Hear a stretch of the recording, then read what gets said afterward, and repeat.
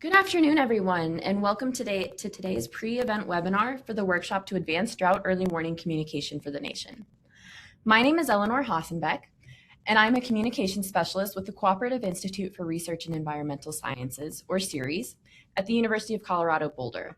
I support NOAA's National Integrated Drought Information System, or NIDIS. We're so glad to have you join us today as we lay the groundwork for our upcoming in-person workshop in Boulder on September 10th and 11th. We've got a great mix of physical scientists, social scientists, communicators, public utilities, and more, both attending and on this webinar. Before we dive in, some quick housekeeping items.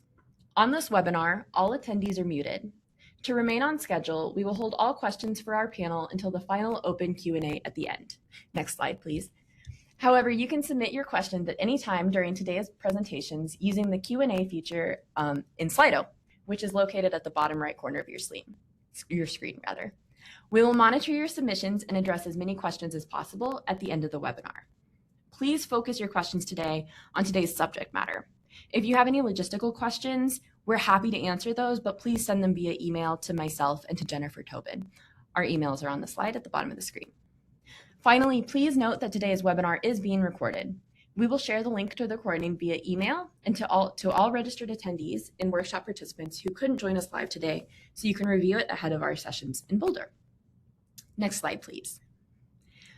Drought is a complex and slow-moving hazard, as many of you know, and though extraordinary life-saving advancements have developed warnings for other hazards, there's comparatively less known about how to most effectively provide drought early warning communications that result in action.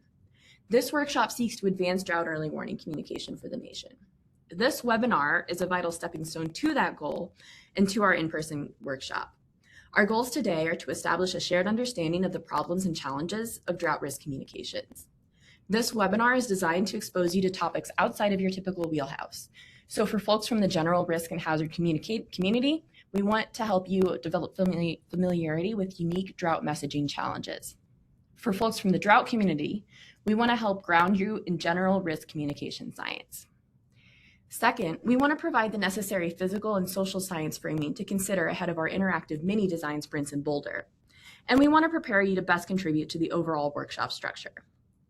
We want to get your thoughts percolating today so we can have the best, most creative conversations whenever we gather for our in-person sessions next month. To give you a bit of context about how this all fits together, our hands-on table sessions will center around these mini design sprints, where we'll actually put real-world, and you can actually go back to the last slide, where we'll put actual real-world drought communication products and processes on the table to work through, critique, and improve. Alabama Drought Reach, which we'll present later today, is an example of the kind of thing we'd love to talk about at the workshop. It's a unique approach, we can learn lessons from it, but we also can work with them to understand where they're going next and what challenges they face in communicating drought risk to get there. So this is the really critical piece. We're using your pre-event survey responses to determine which specific communications products and processes we choose to workshop during these miniature design sprints. Many of you have already completed the survey, in fact, most of you have, and you've shared great ideas about your organization's communications. We really want today's webinar to be a catalyst. If you find a new angle or different way of looking at your communications, we highly encourage you to log back in or edit or tweak your responses. Revising your responses to include these new insights will help shape our selection process for which products we focus on during the workshop. And you should be able to revise your responses by visiting the link in the chat. If you're having trouble revising the responses, feel free to just go ahead and resubmit the form. With that, I want to tell you a little bit more about NIDIS and how we communicate drought risk. Next slide. The National Integrated Drought Information System, or NIDIS, was established by Congress in 2006. We are a multi-agency partnership housed within NOAA with a mandate to coordinate drought monitoring, forecasting, planning, and communication across national, state, and tribal levels. Our approach is intensely regional. As you can see on the map at the left, NIDIS coordinates 9 drought early warning regions, or DEWs, and we're working to achieve nationwide coverage. These systems are collaborative networks of federal, tribal, state, local, and academic partners that make climate and drought science accessible and, most importantly, useful for decision makers in their respective regions. To inform these networks and deliver drought early warning, we rely on the National Drought Portal, drought.gov, as well as 2 main communication channels shown on at the right. First, we produce regional drought status updates. These are timely, highly targeted, and focused reports triggered by rapidly changing conditions on the ground. They explain current conditions, what is driving drought, what may happen with drought in the future, and identify how drought is impacting communities. Second, we host regular regional webinars. These live collaborative sessions bring together folks like state and regional climatologists, researchers doing relevant work in a region, and federal agencies to synthesize complex forecasts and answer questions directly from the public. Both of these products are designed specifically to support our state and local partners, emergency managers, water utilities, and the general public. These are a couple examples of the communications products we might put forward before a small group in our miniature design sprint to understand how we can make them even more actionable. We also work in very close partnership with the National Weather Service. And with that, I will pass the mic to Dr. Maggie Hurwitz to talk about the National Weather Service's suite of drought products. Maggie, the next slide's yours. Great, thanks, Eleanor. Yes, I'm Maggie Hurwitz from the National Weather Service headquarters in Silver Spring. So the National Weather Service provides a suite of operational drought monitoring and forecasting products, and the most prominent, best known are listed here. So the U.S. Drought Monitor is a map and a summary narrative that goes along with it that basically shows where there is drought within the U.S. All of the states and territories are covered, and how severe it is, and that's what's shown in the yellow, orange, and red colors on the graphic on the right. This map and narrative are updated weekly and produced in collaboration with the U.S. Department of Agriculture, the National Drought Mitigation Center, and several other partners. Drought information statements are briefing packages that are produced by National Weather Service weather forecast offices across the country. These bring together reports and indicators of current and recent drought conditions, the local impacts and local mitigation actions, and drought outlook. These statements kind of bring together information both from our national centers, the national level, and field offices, and contributions by local partners. The Weather Prediction Center's Extended Prediction Division, or formerly Climate Prediction Center, produces monthly and seasonal drought outlooks for the U.S. that are updated on a monthly basis, again, bringing together various drought indicators, model output, and things like climate anomaly patterns or teleconnections. So these are updated monthly, and more recently, the suite of drought outlooks also includes rapid onset drought, which is a map that shows where drought may develop in the continental U.S. in the coming 2 to 4 weeks. Next slide, please. Oh, I should say on this slide that if you would like to see the most recent products or have more information or would like more information about these products, you can go to the websites listed on this slide. Next slide, please.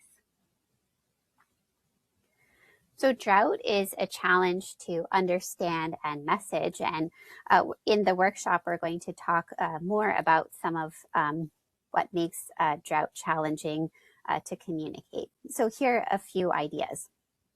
One, as Eleanor mentioned, is that drought is slow evolving over weeks or even months.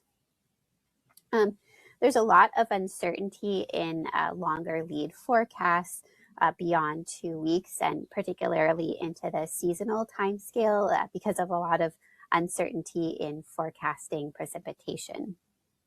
It's also difficult to time drought early warning communications because the evolution of drought sort of depends, it varies between events. Likewise, drought events might have some similar characteristics, by region or season, but each drought event is independent and unique, and this makes it difficult to message. The drought outlooks that I message that are produced by the Weather Service and related messaging are terrific, but they're outside of the Weather Service's watch and warning system, which makes them challenging to integrate with learning from other hazards and how they're messaged within the National Weather Service. Drought is a pretty multifaceted hazard, so it impacts multiple sectors, including agriculture, water resources, transportation, tourism, again, making it a challenge to communicate to many different types of partners. As I mentioned, there are regional differences. Drought looks different in Georgia than in Guam, for example. And drought is, there's no national drought agency. It's a multi-agency approach at the national level and at the state and regional level. And finally, there's no one objective measure for drought. There are some objective indicator blends that bring together various aspects of sort of characteristics of drought, like precipitation and soil moisture, but not one single way to measure it, and that makes difficult to understand and communicate. So these challenges will be talked about in more detail during the workshop. Back to you, Eleanor. Thank you. Then that brings us to one of the core motivations for the workshop. Again, this list isn't exhaustive. Apoorva, I know, is going to address some more challenges in communicating drought, but these are some of the barriers that we face in communicating drought risk in a way that's really actionable. And for me, I think there's a lot to learn from social and hazard science that we can apply to drought communications. And so with that baseline established, let's turn to our next presenter to explore some of that, what social science tells us about how people process risk. I'm honored to introduce Dr. Jeanette Sutton. And Jeanette, the floor is yours. Great. Thanks so much for inviting me and including me in today's conversation. I think that the presentation that was just given actually helps me a great deal to understand a bit more about how I fit into this space, because my area of research is alerts and warnings. And so I've been asked to talk about drought risk communication, but I'm going to focus on alerts and warnings primarily. Next slide, please. My background, I spent a lot of time looking at how people communicate during no notice, short notice, fast moving events, in particular messages that are issued through the Wireless Emergency Alert System, which is managed by FEMA's IPAWS. The National Weather Service issues warnings and emergencies through the WEA system also. And on the right-hand side here, I made up a message of what a drought warning could look like. This is a 280 character message. WEAs are up to 360 characters. But every warning message is designed to motivate someone to take an action. And that's a little bit different from risk communication, where you're trying to educate people to understand the threat. Here, you're trying to motivate people to take an action in a really timely way. So here the message says, dry alert, widespread drought is actively occurring across the state of Colorado and expected to continue through the 26th. Water supply will diminish if use is not restricted. Do not water your lawn. Limit showers to 10 minutes. Check for leaks. Go to this website for more information. Next slide, please. We use the warning response model within alerts and warning research to form those messages, because we know from more than 70 years of empirical research that the contents that are included in the message are a real strong predictor of whether or not people will take that behavioral outcome that we are suggesting. So messages need to include who it's from, the hazard impacts, the location of the threat, the timing of the threat, and most importantly, the guidance on what you want people to do. Now, knowing that the warning response model really applies to fast-moving hazards, we could also look at another theoretical model to help think through some of the aspects that need to be contained in a message. Next slide, please. And here I would direct you to the protective action decision model, which was identified by Lindell and Perry in 2012. And on the left-hand side, you see the various cues that are affecting people's understanding of and their pre-decisional processes before they get to the point of actually making a decision about what they're going to do. They pay attention to environmental cues. They pay attention to social cues, such as what other people around them are doing. They pay attention to various information sources. They have different channel access and different channel preferences, different receiver characteristics such as gender, race, income, ability, socioeconomic status, caregiving roles. All of those things make a difference in how they interpret and have the ability to act on messages. And then there's the warning message itself. The warning response model is the only model that tells us what contents should be included in a message, which is why I shared with you that short example of the dry alert at the beginning. Knowing that every message should include those contents should help us to frame a message so that it can actually motivate people to move through these pre-decisional processes to the behavioral response. Next slide, please. As I thought about the drought continuum, I was thinking about how the warning approach really fits well on the far right side of the drought continuum, but there's different approaches needed at each time point. And I'm going to show you the continuum in just a moment. But at the beginning of the drought continuum, I envisioned that this is more of an awareness time frame of people needing to, actually, could you go forward one slide? I think there might be a slide missing. Go back. Go back. Oh, all right, there's a slide missing. That's all right. So I'm going to just talk you through it. In the drought continuum, if we think about where the beginning of people's environmental cues, there may be flooding, there may be rain, but the threshold, that was it. Please go back. The threshold is that people perceive that there is no drought. And so the risk communication goal is to encourage and increase public awareness of what is happening. So an approach that we might take to communicate about drought is including campaigns, such as health campaigns that are promoting behaviors and increasing social norms around how we understand and can act on potential drought conditions. The environmental cues of rain, humidity, wetness, sunny, hot, and dry, you might be moving into a place where there's drought, but it's not yet formally declared. This might be the early warning stage that you're investigating.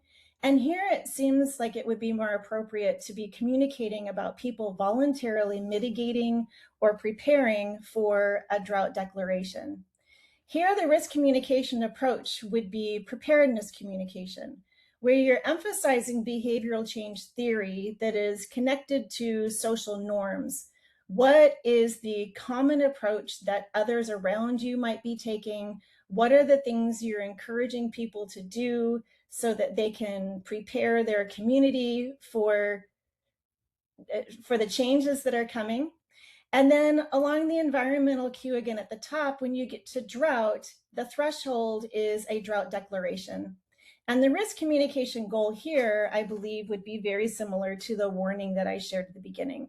At this point, the restrictions are going to be enforced. A warning would be the risk communication approach, where there is a clear description of the impacts and a call to action for people to take specific actions to prevent the ongoing impacts of the drought that's occurring. Okay, next slide, please. And it should say that's correct. So as you can see, along the flood to drought continuum that I was sharing, there are different approaches that are needed at each point. At the beginning stage, it's communicating education, not action, communicating the risk. But environmental cues may not actually meet expectations about being in drought. If you live in a climate where the environment is wet, moist, humid, you may not experience it as actual drought conditions. And so it may not fit the understanding of why the messaging is being shared. Emotional appeals may help to change attitudes. We know that people do respond to emotional content, but I also raise a question about whether or not how effective an emotional appeal would be when there is a common that everyone needs to be responding to. I believe you've cut off my slides because it may be the end, so thank you very much. I think we're actually having a few technical difficulties. Okay. Give me just one moment and we'll get that back up. When you get it back up, if you could just go to the closing thoughts, that would be great. Because I do want to share with you just an example of what would be a poorly constructed warning message. If we got to that point where you were actually issuing a message that was trying to motivate the actual behavioral change in response to drought conditions, a message that is very complex, communicating ideas that are difficult to understand, would not be well received by the public, which is the reason for extensive public education and outreach beforehand. So a drought warning would not look like this. It would not say a drought advisory has been issued for zones 3X through 18W. The drought has reached category D2 on the USDM scale, and that crop moisture levels are very low. We are in a code yellow status, prepared to act and follow D2 protocol until conditions improve. Now, you may be laughing and thinking that this is a real goofy way that somebody might communicate, but it is not beyond the possibilities of messages that we see in alerts and warnings, where there's a tremendous amount of jargon and technical language that's used to communicate to the public, where scales and indices are included without a lot of interpretation, and advisories and statuses and protocols are included in the message as a way to communicate the behavioral actions you want people to take. And so communicating complex ideas as simply as possible with the education about the risk ahead of time is going to be very important. And tying it all together in a really well-constructed message will be your best approach when you reach that warning stage. Thank you very much. I am sad that we had some technical difficulties. Happy to share my slides later, and this is how you can be in touch with me. Thank you.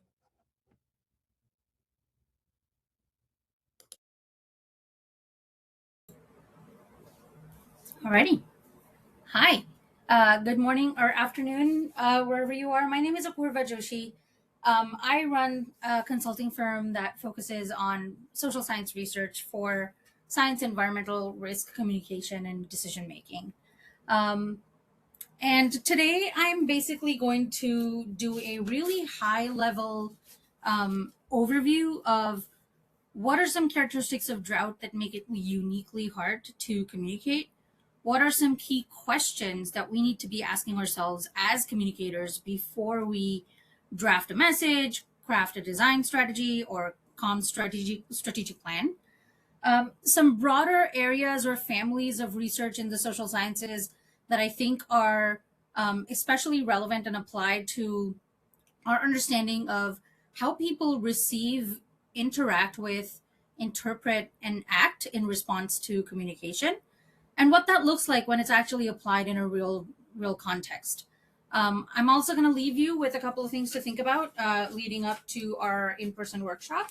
And with that, we're good to go to the next slide, Adam. Thank you. I'm not going to spend too much time here because Maggie thankfully covered a lot of this. I'm happy to come back to it at some point, but I do want to preface by saying that it's very often not the communication. It's the characteristic of the hazard, and drought as a slow onset hazard tends to have less sensory cues than something like a flood or a hurricane, which you can see, touch, smell, feel. Often what happens with drought is by the time you feel the impact of drought, it's already been there. So drought tends to be very hidden or unclear.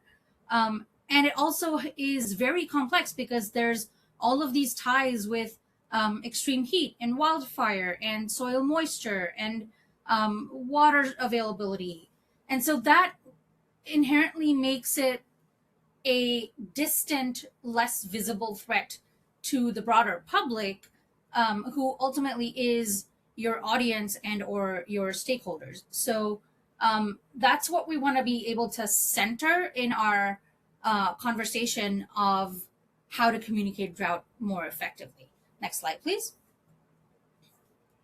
Okay, so this is me channeling my science journalism and communication sciences stuff all into one slide. I am not going to overwhelm you by talking about all of it, But I do think that in my experience working with a lot of people who design and disseminate drought risk communication products, these questions are for people like me who come from a comm science background.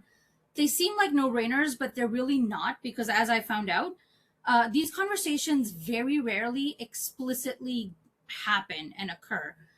It almost seems like there's some kind of assumption economy underlying all of it, where people just kind of assume that, yeah, of course we know who we're communicating with and who our audience is.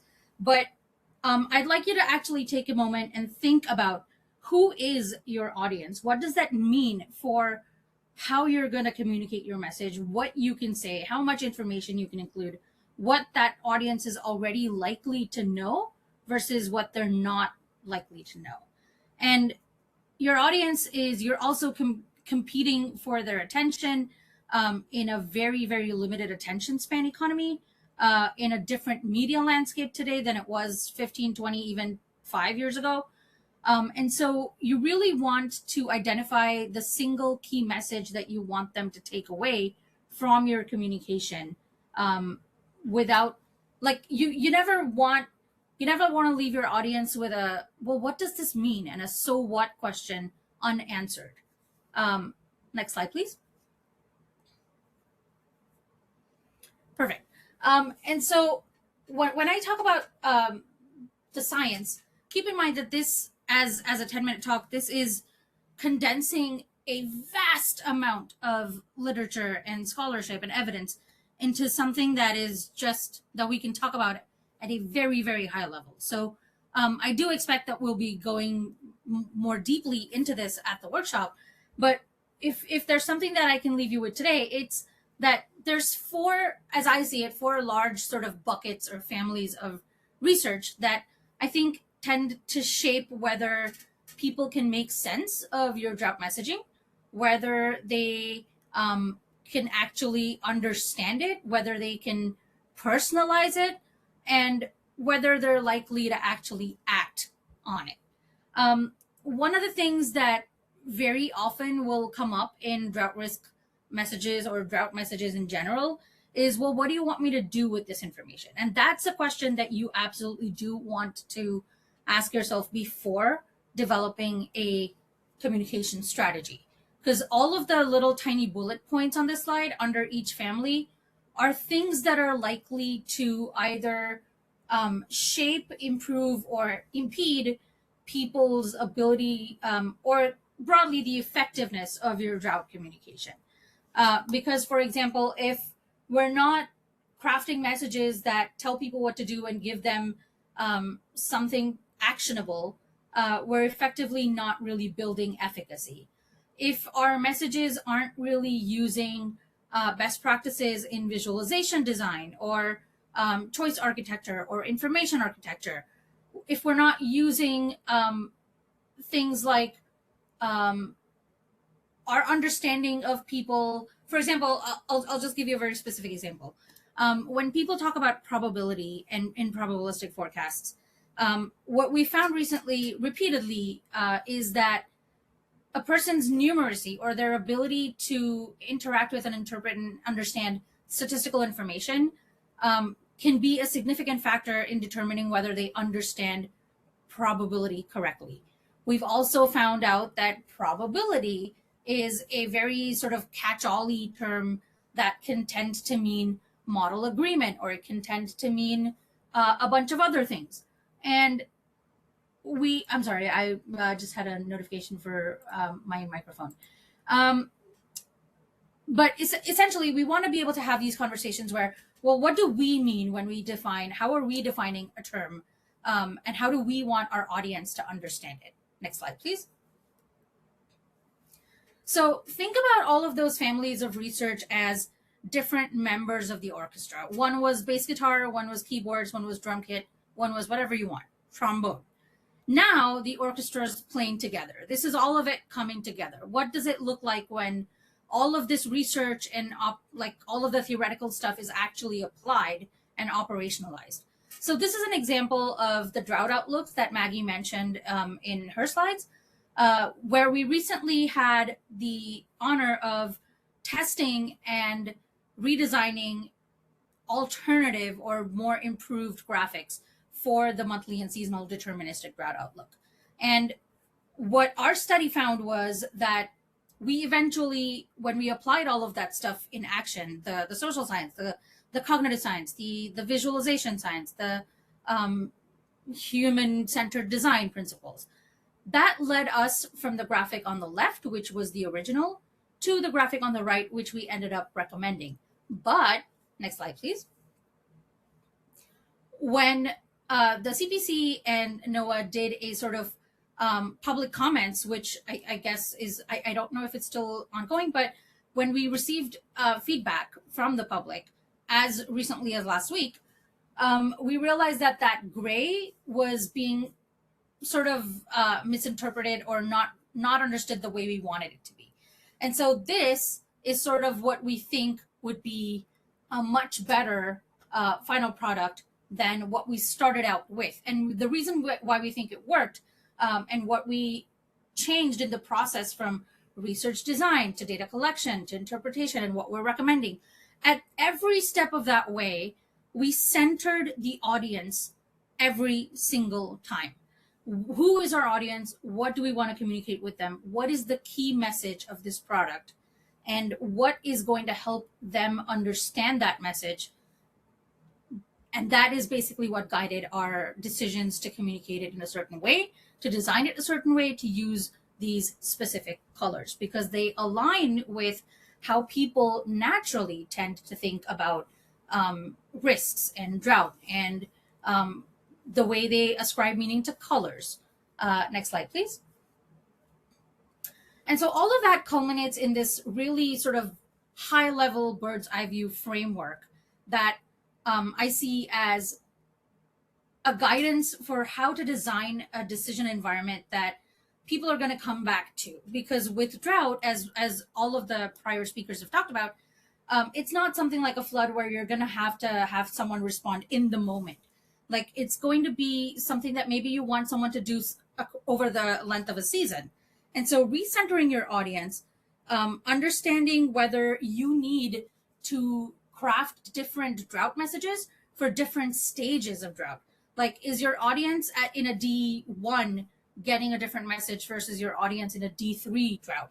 And if yes, what kind of message? What do you want to do? What do you want them to do with it? And so these are some sort of overarching questions that can help guide the operationalization of these scientific concepts and theories and models to help you craft a more powerful, more effective message. Next slide, please. Thank you. And so if I leave you with 3 things that we want to be able to carry into our workshop in September, it is that you want to be able to design messages for mental shortcuts. It's great to think that people are going to deeply read all the stuff that we produce, but we just know from the research that that's not true. People generally skim, scan, call it what you want, but design for something that's effective in a fast attention, short attention economy. We also definitely want to explicitly make our key message clear, and we do not want to assume that people are going to understand what we're trying to communicate with them. With that in mind, we also then want to make sure that they are actually taking away what we want them to take away. So one of the things that doesn't get done quite as much is evaluation. And so you're going to spend all of this time thinking about a communication strategy and crafting a really great message, but you don't necessarily know if it's working until you've actually done the groundwork and tested it and evaluated it within your target audience. So think about all of these things. I look forward to talking more deeply about them at the workshop. Feel free to reach out if you have questions or comments. And with that, I will pop it over to our Alabama team. Thank you. Thank you so much for all those presentations. My name is Brianne Mitten, and I work with the Alabama Office of the State Climatologist as our Climate Services Coordinator. And I will be beginning this presentation about an amazing program that we've created here in Alabama called Alabama Drought Reach. And then at the end, I'll pass it over to Laura Cooley, who is the current coordinator for said program. And we tend to call Alabama Drought Reach ADR, just for y'all's reference. Next slide, please. So ADR came about because Alabama is no stranger to drought. This is always the way that I start my presentations because I think a lot of people are surprised by the fact that Alabama and the Southeast in general are no stranger to drought. We get a lot of rain every year, about 65 inches of rain annually in Alabama alone. But just because we get a lot of rain annually doesn't mean we still don't have periods of drought. So I just like to start off the presentation with the fact that this program was needed because we experience such frequent drought in Alabama. Next slide, please. And drought impacts all of us. It starts initially with our farmers. Agriculture is often the first community hit by droughts and by flash droughts, but as flash droughts continue to persist, we start to see larger scale impacts such as stress on ecosystems and stress on our socioeconomics as well. Next slide.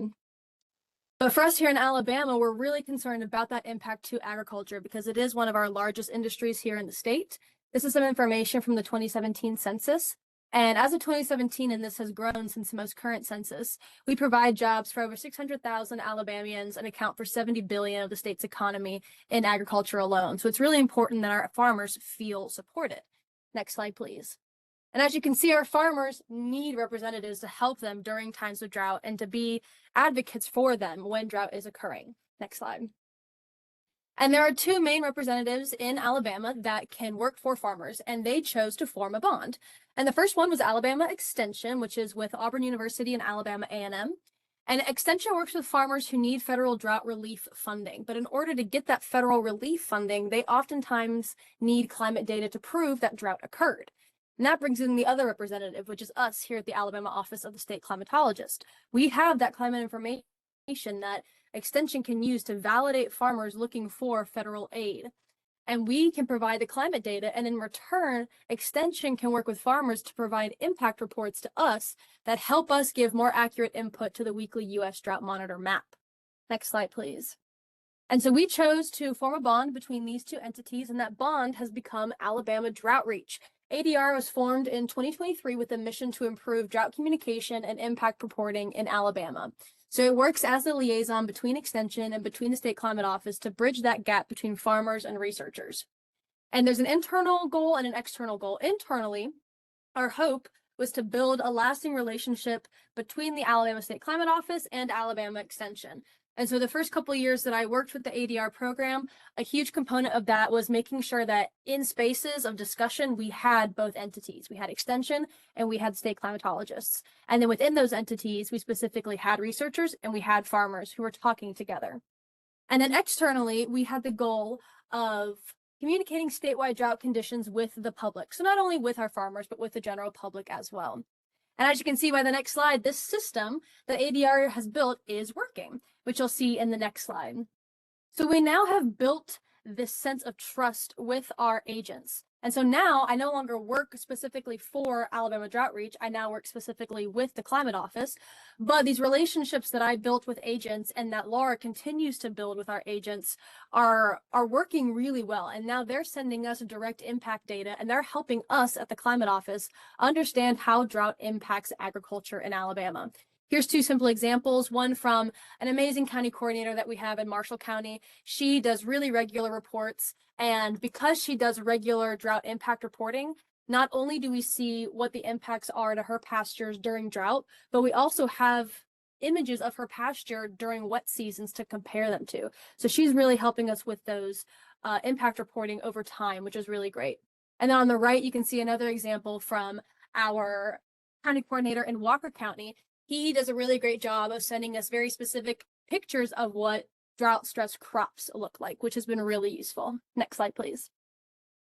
So they're giving us all this impact data, we're giving them all this climate data, and another amazing communication outcome that comes from Alabama Drought Reach is this statewide drought graphic. This graphic was originally created by the North Carolina State Climate Office, and it has been largely adapted across the Southeast, so it's been really awesome to see how many Southeast states are now sharing and using the same template.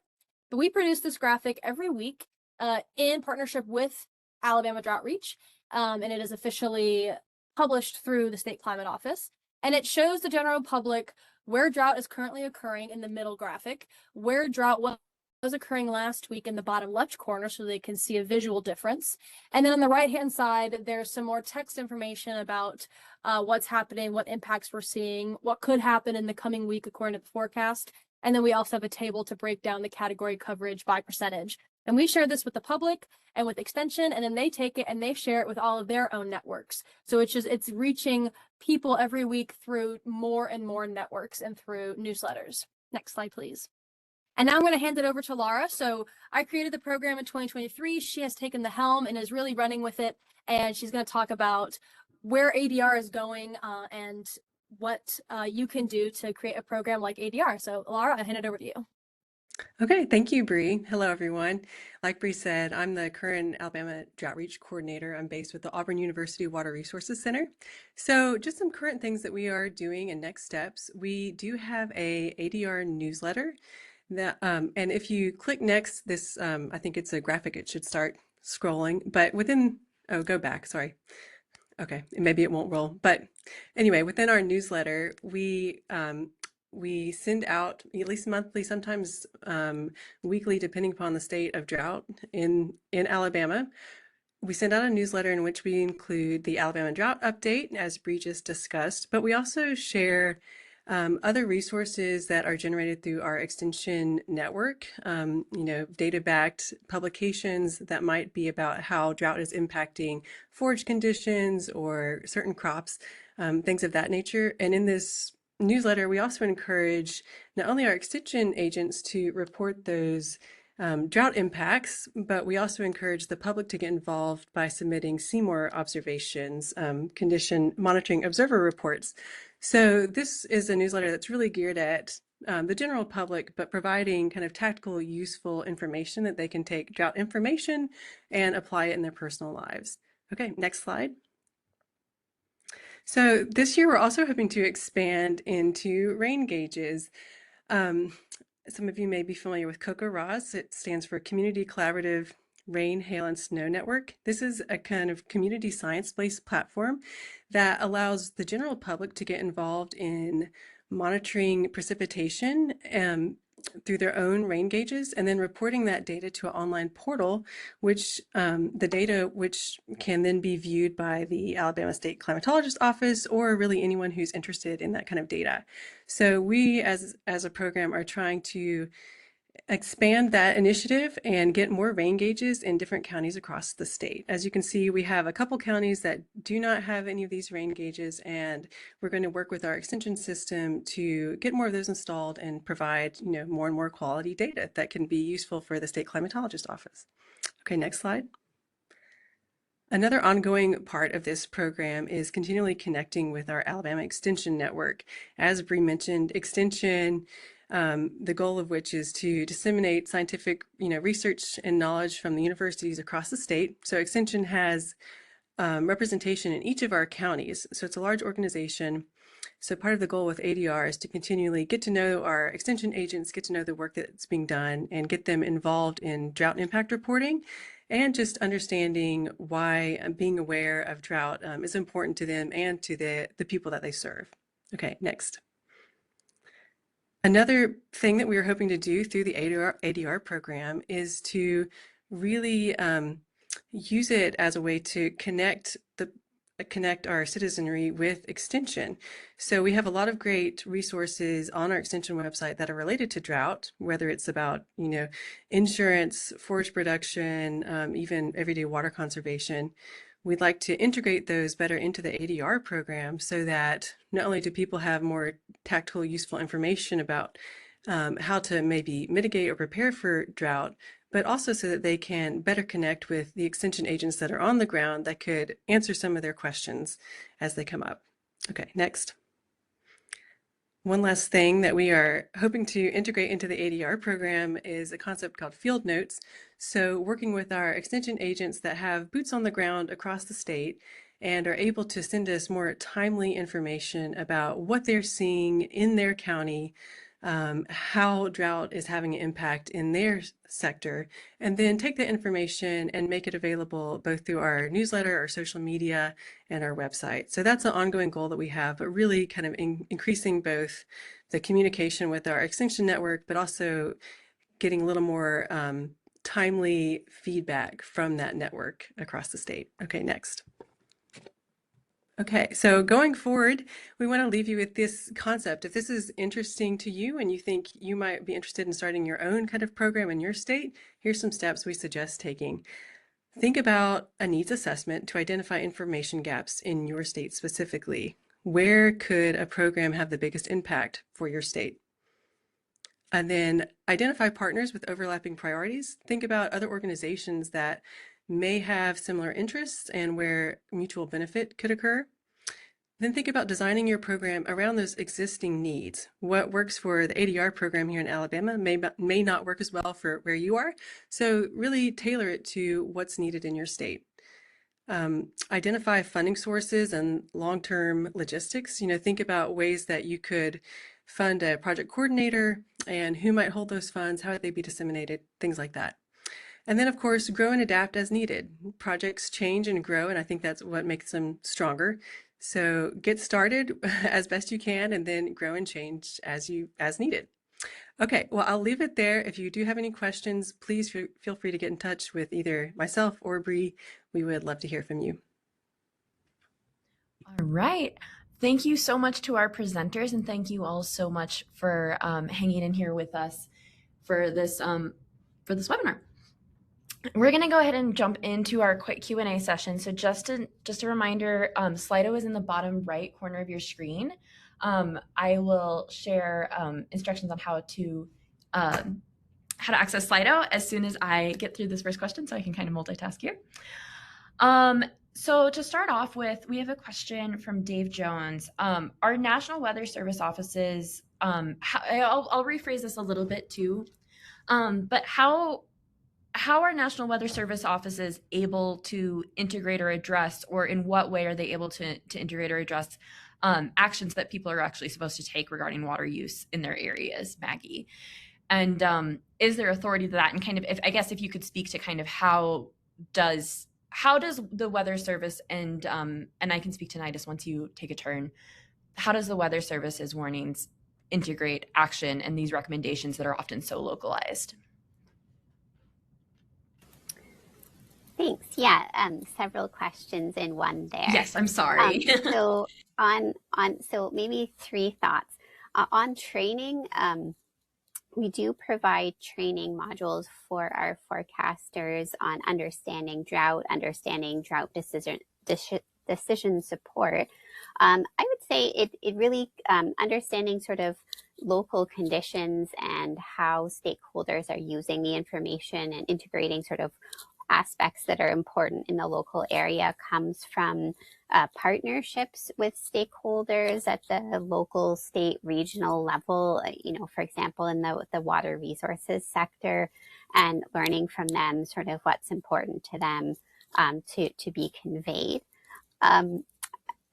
So in terms of authority the water use restrictions themselves come from usually the county, city, state level, not from the Weather Service. So actually I'm trying to promote a project next year to look again at sort of our authority for sharing locally mandated actions like these, and hopefully providing sort of more consistent messaging about these types of restrictions. In terms of drought alerting, I'm not sure. The Weather Service certainly has authority to work at the subseasonal to seasonal time scale, which applies to drought, and to provide impact-based decision support services. But we don't currently provide sort of alerts or warnings in the same way that the Weather Service does for other hazards. So that would need some further investigation. Thanks. Thank you, Maggie. And I will say on NIDIS's side, I mean, I know this is a question about the National Weather Service, but seeing as that we're NOAA, I feel like we have some role to play here as well. And our approach is very much to try to make that try to keep our updates very regional, so that we can try to focus on some of those regional actions. So where we might not be able to say X city is in water restrictions, we might also be able to say that, but it's not going to be meaningful to a large portion of the audience. But by regionalizing it and kind of doing those localized communications, we're able to say that maybe several cities in this area are within water restrictions, and that's how we've handled it. And we do have a little bit more flexibility too than the Weather Service in terms of like we can kind of be a little bit fluid in including those. Let's see. So a lot of these examples seem to be communicating hazard and exposure rather than risk, which I would agree with. That seems like a difference from, say, earthquake or flood communication. I'm curious how you're thinking about it, and I'm interested in thinking more about this at the workshop.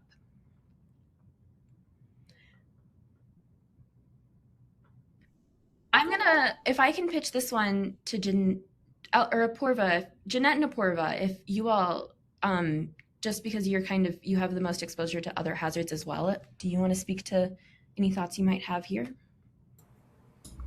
Yeah, I was about to write it in the chat, but Jeanette, if you want to go first, go ahead.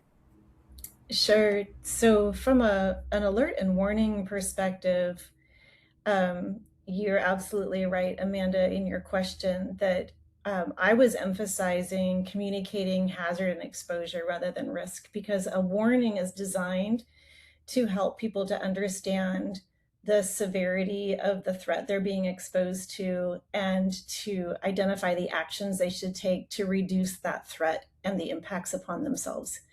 And so that's the space that I work in, where I'm not really thinking about reducing risk. I'm thinking more about helping people to understand what actions they need to take to prevent that harm to themselves and to others.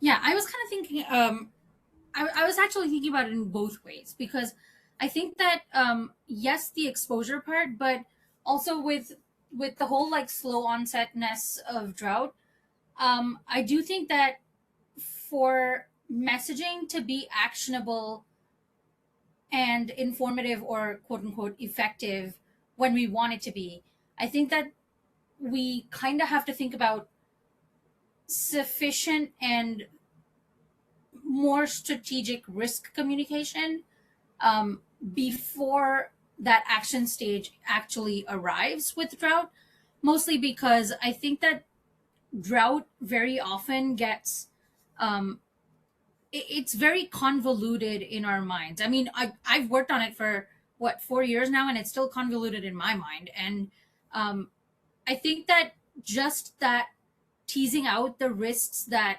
create drought, and maybe it's the risk of drought occurring, maybe it's the risk of drought changing from where it's at right now to a more severe intensity, or maybe it's communicating its impacts.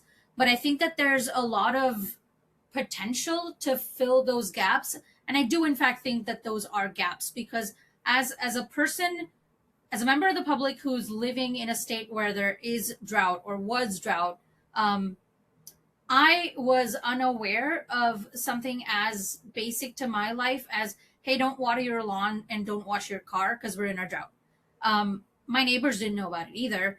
And this is just basically me trying to say that when that action matters, if the risk hasn't been communicated consistently and as an ongoing effort, I'm not sure that the actionable messaging is really going to be as effective as it could be, if that makes sense. Great. Any other thoughts? Okay. Because of differing water supply portfolios, drought doesn't always mean there is a water supply shortage. Neighboring water agencies can have completely different drought stages at the same time due to a number of different factors. How can drought maps and messaging better reflect these actual supply conditions?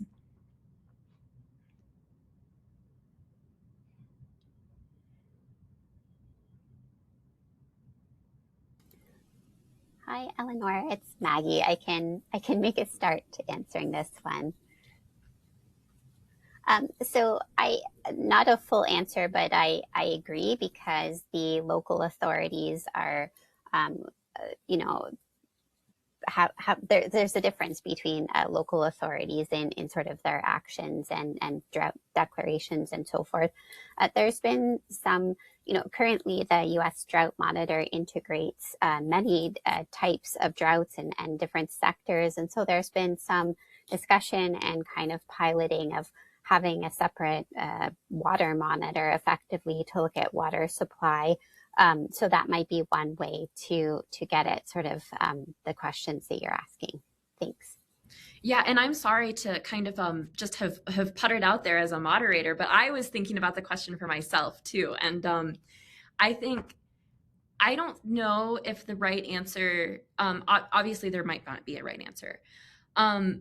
But I think that one of the answers that might be something closer to right is really figuring out a way to support whoever is communicating. For me, it's supporting whoever is communicating these conditions to these agencies or the public generally, figuring out what are the best maps and indicators that support their needs, and figuring out how to make sure that those maps and indicators are understandable to the general public. So for example, if water supply is a very big problem, and reservoir supply is low, but the area has received a lot of localized precipitation, the U.S. Drought Monitor might not be the best map to display to communicate those conditions. And so I think it's building better among the people who are communicating out to the public and kind of the users, the water users themselves. I think it's building better reflexes and better skill and confidence in selecting drought indicators and drought maps that are actually are representative of those conditions. But the challenge is communicating those, because it's the U.S. Drought Monitor is an excellent communications tool, and a lot of other drought indicators are more difficult to communicate. So I think that's why we're here, is to kind of figure out these things. But that's my thought there. I'm going to go ahead and move to Team Alabama because we haven't heard from them, and we've got about 3 minutes. How is the Alabama Drought Reach supported, and which organization hosts the coordinators, and how is it funded? And I will add too that I know I mentioned Alabama Drought Reach is a great example of a communications program, but obviously it's so much more, and I realize not everybody has the same level of capacity that program has. So if you saw that and were like, oh no, I have nothing like that, don't worry about that. But Brianne and Laura, can you tell us a little bit more about how you're funded and operational? Sure, I can take this for you if you'd like. So the current position is housed at Auburn University under the Auburn University Water Resources Center. And the position is currently a part-time position, and it receives funding from both the Alabama State Climatologist Office and Extension, our Alabama Extension Network. So it's kind of, much like we are collaborators in the field, we're also funding collaborators in that way. So that kind of gives you a little bit of background there. So if you are interested in something like this, you can piece together different funding sources to support a coordinator. Did that answer your question?